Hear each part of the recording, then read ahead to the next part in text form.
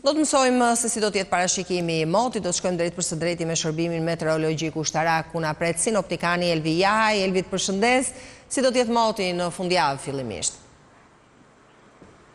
Po, atëherë ju përshëndesim nga shërbimi meteorologjik ushtarak. Atëherë sa i përket rreshjeve të Borës në rajonin e Korçës, pra në qytetin e Korçës, ato pritet të jenë deri në orët e mesditës, pra në orët që kaluam, dhe ato të ndërpriten gradualisht me kalimin e orëve.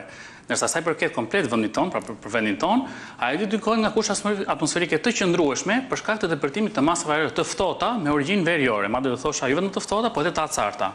Në këtë mënyrë, moti, si për ditën e sotme, po edhe për fundjavën, por edhe javën e ardhshme, pra ditët e javës së ardhshme, parashikohet i kthjellën të gjithë territorin e vranësira të pakta kalimtare në relievet malore në lindje. Do doja të theksoja që temperaturat, kryesisht në ato në vlerat minimale, sa i përket për fundjavën, pritet të kapin vlerat -3 deri -4 gradë Celsius, në relievet malore siç e thash, ndërsa për gjatë udhësirës perëndimore -1 deri në 0 gradë Celsius. Por, duke filluar nga dita e hënë, dita e martë dhe përndrimin e viteve, pra kryesisht data 31 dhe 1, orët e mëngjesit pritet të jenë të acarta, me temperatura që në relievet malore pritet të arrijnë deri -8, -9 gradë Celsius, për gjatë udhësirës perëndimore -4, -5 gradë Celsius dhe në Bregdet 0 deri në -1 gradë Celsius. Sa i përket temperaturave të mesditës, për gjatë fundjavës ato pritet të kapin vlera 13-14 gradë Celsius, ndërsa për ditës që përmenda pra për vitin e ri datë 31 dhe 1, pritet të mos kalojnë vlerat 7 deri në 8 gradë Celsius për gjatë udhësirës perëndimore. Sa i përket elementit të erës, ai do të frijë kryesisht nga kuadrati veriut me shpejtësi mesatare deri në 7 metra për sekond, ndërsa në ditë caktuara ajo pritet të jetë intensive me shpejtësi që arrin deri në 15-16 metra për sekond. Elvi, nata e ndrimit viteve, se kjo intereson të gjithëve, nëse mund të na e specifikosh, pra duket se temperatura do të jenë rreth 13-14 gradë, flasim për mesataren. Ku do të ketë rreshje, s'do të ketë rreshje, do të jetë kthjellët, si do jetë? Tirana, Korça, Durrësi, Vlora, pra zonat që janë edhe më të frekuentuara dhe që ka edhe më shumë lëvizje.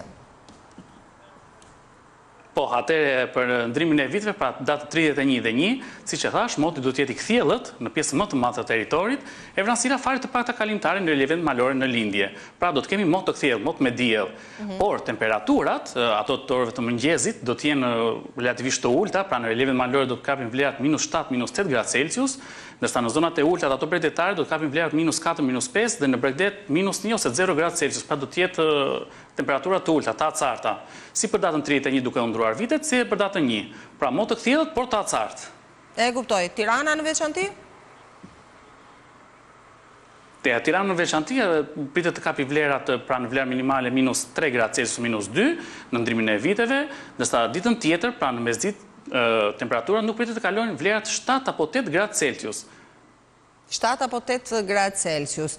Megjithatë, nëse keni bërë parashikime dhe nëse parashikime për llogaritje duhet ta themi në një rast të tillë për pjesën e Kosovës, sepse një pjesë e mirë e shqiptarëve shkojnë festojnë dhe atje, por edhe shumë nga Kosova vinë në Shqipëri, të dielën ndërkohë janë zgjedhjet e përgjithshme parlamentare në Kosovë, pra na intereson dhe kjo. Kosova ka mot më të ftohtë se Shqipëria apo jo, në tërësinë e saj?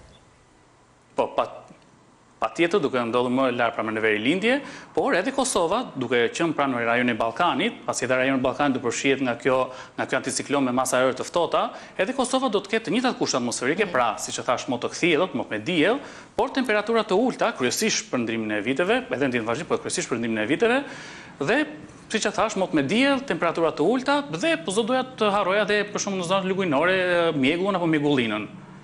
Interesante. Faleminderit Elvi, falenderoj, ishte Elvi Jahaj nga shërbimi meteorologjik ushtarak.